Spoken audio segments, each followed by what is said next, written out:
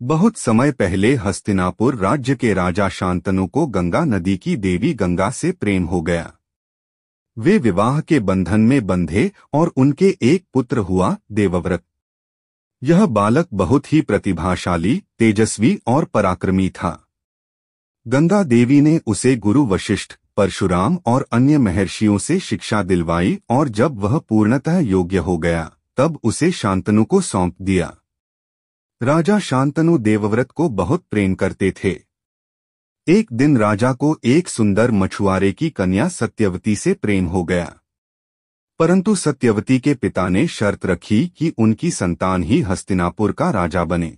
यह सुनकर शांतनु दुखी हो गए क्योंकि वे पहले ही देवव्रत को उत्तराधिकारी घोषित कर चुके थे।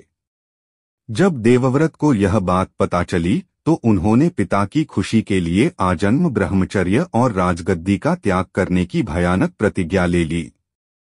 यह प्रतिज्ञा इतनी कठोर थी कि देवताओं ने आकाश से पुकारा, भीष्म यानी भयानक प्रतिज्ञा लेने वाला।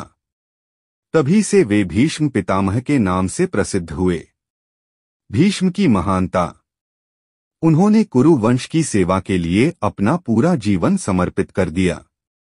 महाभारत के युद्ध में वे दोनों पक्षों के बीच खड़े थे, लेकिन अपनी प्रतिज्ञा और धर्म का पालन करते हुए कौरवों की ओर से युद्ध किया। युद्ध में जब वे घायल हुए और बाणों की शैया पर पड़े तब भी उन्होंने अपनी मृत्यु को रोका और उत्तरायण, सूर्य के उत्तर की ओर जाने का समय तक प्रतीक्षा की। यह उनकी इच्छा मृत्यु की शक्ति को दर्शाता है। उन्होंने युधिष्ठिर को धर्म और नीति की शिक्षा दी, जिससे वह एक योग्य राजा बन सका। सीख इस कहानी से भीष्म पितामह का जीवन त्याग, कर्तव्य और आदर्शों की मिसाल है।